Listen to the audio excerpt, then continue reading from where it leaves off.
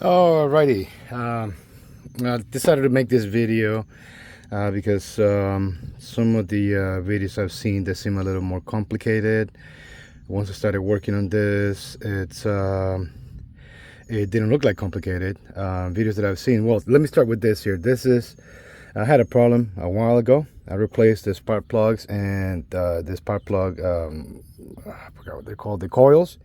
And I noticed that this 3 front coil holes here, or tubes, they were full of oil. And then after doing some more research, I found out that it was the seals that go around here, the seals that keep the oil from going into the tube, they were all done. They were totally shredded, destroyed, and everything. The ones in the back, they're fine. These are the ones up front, and this is for a 2008 Honda Ridgeline RT, the base model. I'm pretty sure they're all the same. The only videos I was able to find were for the Honda Pilot or the Acura MDX, the Honda Accord V6 engines. And on those, they make it look a lot more complicated than what it actually is for this car in particular. They said, okay, you got to remove, mainly you have to remove the plastic cover, which I already did. It's over there. The one, you got to remove it from here. And then I was like, oh, okay, I got to disconnect the intake. I gotta make all kinds of disconnections, take out the screws and everything. And then when I started like taking out these 3 screws, I was like, wait a minute, I have access to this screw, this screw, this screw, this one here, this one, and at the end this one here. I can take out the whole cover to replace these 3 tubes. So it turned out that it's a lot simpler than what I thought it would be. So I already got started, and once I got started, I figured, like, you know what, let me make a quick video, see if it helps anybody out, save some money, because this with mechanics, I'm sure it'll cost you a pretty penny to get it taken care of. So anyway, so all I did was remove the harness from the top of it. It's only 2 screws, one. It's the harness for the coils, where the coils are connected. You want to disconnect this 2 sensors back here. One is for the front CO2 sensor, the other one is for the bottom CO2 sensors. And what I did, the front one, it's right here, it's just hanging right here, and the other one I left it hanging over here because I don't want to drop it under the car.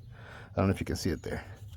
Anyway, so I went ahead, took that off, removed the hose clamp, it's right here, and pull out the hose, and that's basically it. So now I can freely take out the cover. If you can see, it just comes out. And I thought I had to take this piece off too, but I don't have to. So, and we see immediately over here, we probably have to change the light here, these seals are destroyed. You see that there? That is what's making the oil go inside. And actually I can probably go ahead and clean this up as well to make it look a little nicer, and probably clean up a little bit. But that's all it is. That's the engine. So basically what it is, when the engine is doing its thing here, working and working, shooting oil all over the place and stuff, some of the oil goes in here that is not supposed to. That's where the spark plug is. It goes in there.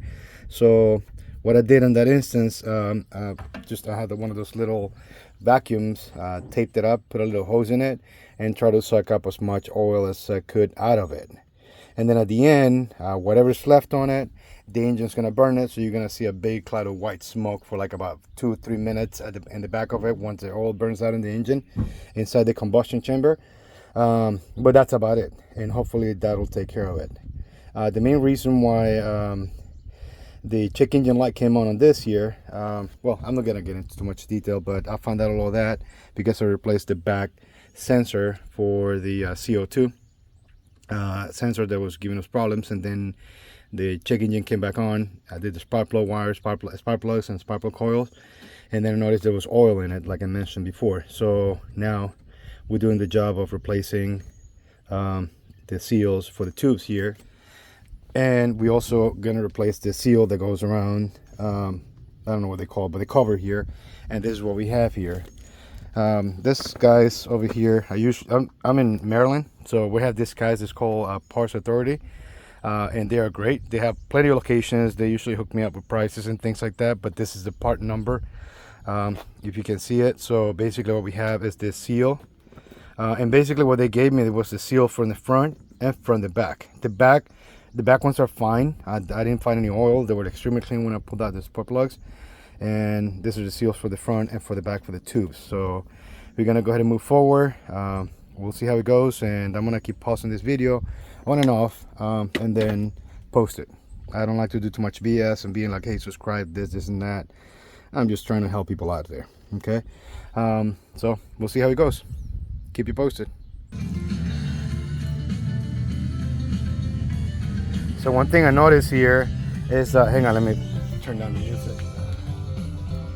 I don't want any copyrights, whatever, come up. So here's the seal, and this thing's a really melt in there. So I'm gonna have to pull this out, clean it really well, use some fine sandpaper so we don't damage the metal or anything like that, and just clean it up. So yeah, just take your time cleaning it up, and you know, make sure you don't cut yourself because some of this have sharp edges.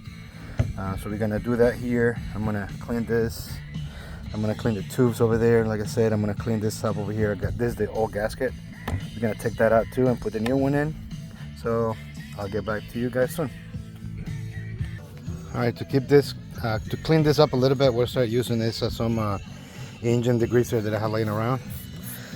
Just make sure that when you do this here, you do it in a well ventilated area. See, this thing is the odor is very, very strong.